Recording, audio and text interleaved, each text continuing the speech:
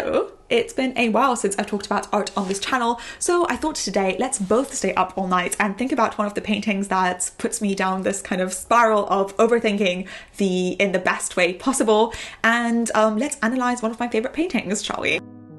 The painting I want to talk about today is The Execution of Lady Jane Grey, and apologies to all my French viewers, but it's a painting by Paul Delaroche, and I really want to talk about it today because it is a painting that makes me feel so alive and human because of how striking and strong this painting is. So if you've never seen it before and you are in London or ever plan on being in London, it is in the National Gallery. It is one of the paintings that I tend to kind of beeline, just go straight for every time I go in the gallery because it's absolutely one of my favorites. It is so incredible, and I just want to break down my own interpretation of it and why I love it so much today. Before I get started, this painting on the surface looks as though it's quite a sad and depressing piece of art, and although definitely it has a lot of themes of kind of despair and depression, I think in the end it is one of the most hopeful and beautiful paintings that I've ever seen, and I'm kind of going to explain why it makes me feel this way and the kind of emotional journey that it takes me on, if that makes any sense to anyone else. What we see in this painting is the moment right before the execution of Lady Jane Grey. She is actually a real kind of historical character.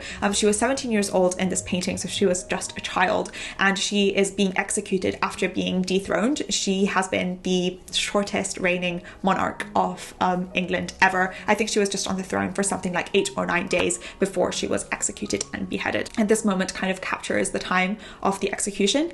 In this painting, just like to see who is there. So Lady Jane is the one who has the white dress and is in the center of the painting, and then we also have kind of her ladies in waiting who are against the wall, just in utter kind of sadness and despair. And then we also have the executioner, and I don't know who this man is who is kind of like hugging her and taking her to the execution block, but yeah, he looks like a priest or something like that, but just there's that man too.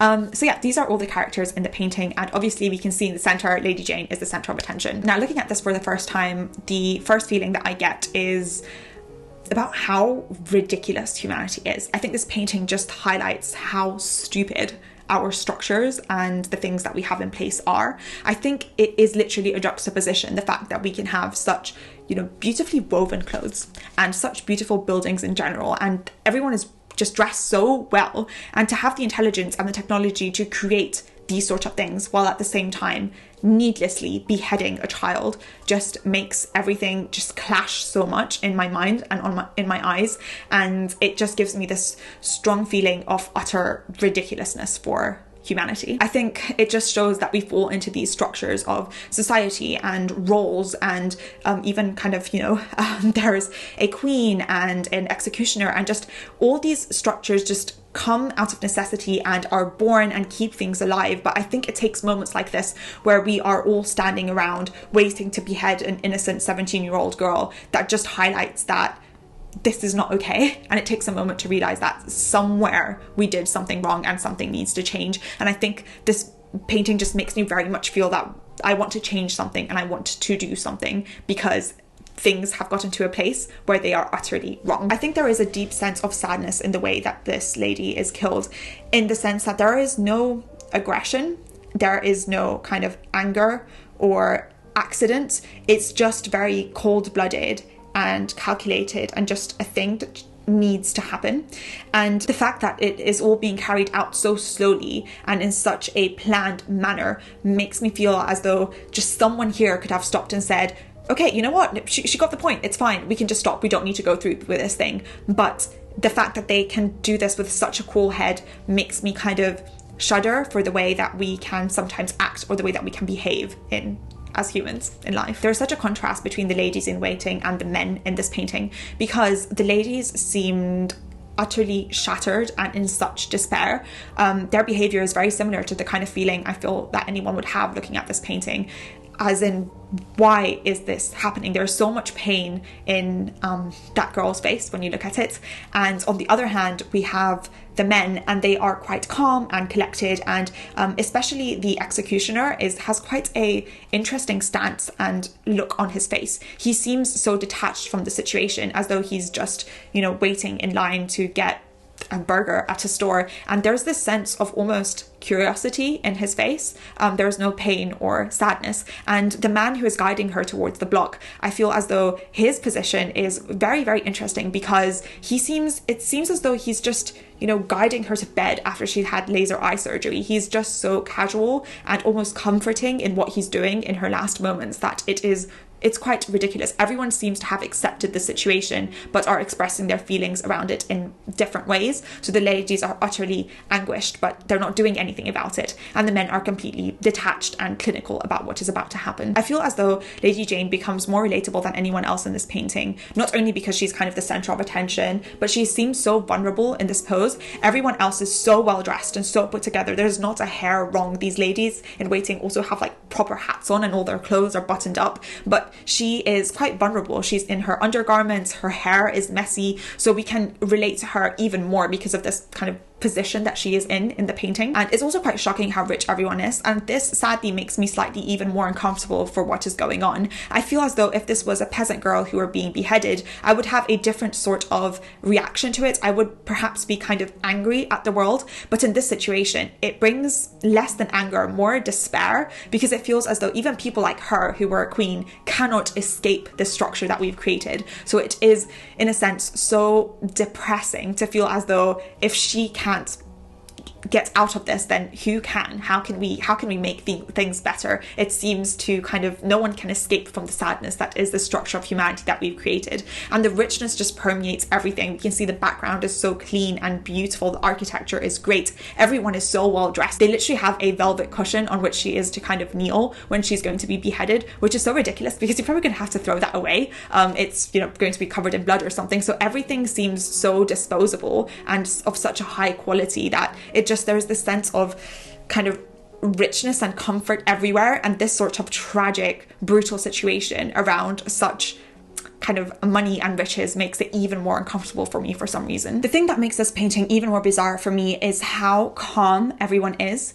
No one seems to be fighting the situation. Everyone has accepted their fate. And this was quite interesting in kind of the historical records of Lady Jane too. She was a very beautiful, very well educated, very polite and wonderful lady, and it's actually quite well known how she went to her death. So she didn't fight or kick or scream. She just put a cover around her eyes and very politely asked to be guided towards the executioner's block. And that was, I think, very rare and interesting. And no one here is fighting against anything. This whole passiveness in the painting, the lady who is to be killed, she's quite passive. Her ladies in waiting, they are kind of crying in a corner, but they're also passive. They're not shouting or screaming or trying to stop anything. There's no one else in this painting. I feel that for this reason, it becomes even more powerful because it kind of puts the responsibility on me.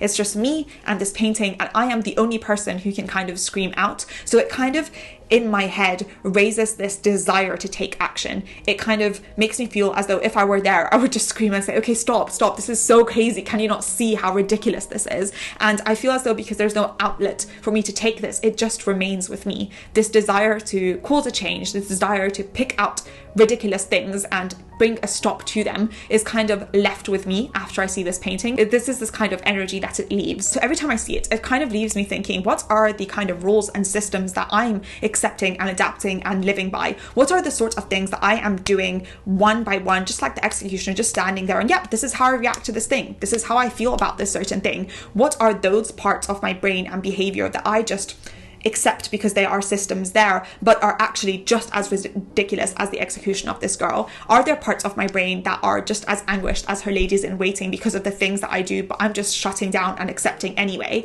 And I feel as though this is the sort of thought process that I want to go through after I leave. And because this painting leaves you with so much pent-up energy and so much kind of frustration, I want to take it out on seeing, hey, what can I change about myself? What can I change about my thoughts? And what can I change about my life? And this is not actually only in a negative way, but I feel as though this painting just highlights just how lucky I am about my life, how unlikely I am to be kind of executed by the state for certain things that I do, even though I would be innocent. That is very unlikely to happen, I would say, in this day day and age. And that's actually something that I should be so grateful for, because it really was not, that was not the case for the majority of human history. This painting also gives me hope because it's captured such an interesting moment.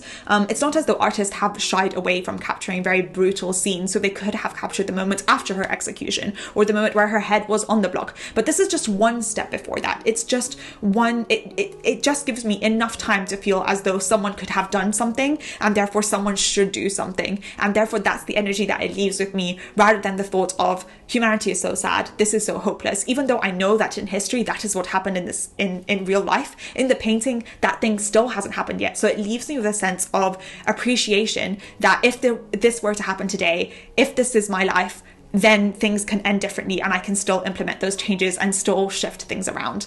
And therefore, this is why this very depressing, very sad, tragic event in history, captured in this incredible painting, leaves me with a sense of kind of positivity, hope and appreciation, but also a very, very burning desire to take action and to do something about my own brain, my own life, and the way that I approach things in general. And I just want to say, if you haven't seen this painting before, the first time I saw it was not in real life either. It was in a book probably somewhere, but this painting is huge. It is so, so, so, so big in real life. And I think that just adds so much kind of character to it, and it feels as though literally I am one of the people in this room, in this scenario. You can lose yourself in it, and it's absolutely incredible. The work of art is just like nothing else. The painting is so well done, the size of the painting is huge, and the quality and the setup of everything is absolutely incredible. So being such a masterpiece, it genuinely has a very, very strong impact and effect on me and my life. So yes, every time I get the chance to, I absolutely love to see it. So yes, that was everything I had to say about this painting. If you ever get the opportunity to get a look at it in the National Gallery in London,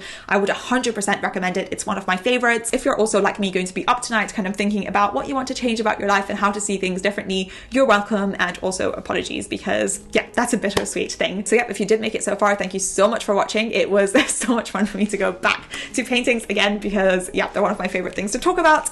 But thank you for spending this time with me. I hope you have a wonderful rest of your day. Be kind to yourself and others, and don't believe everything you think. Thanks. Bye.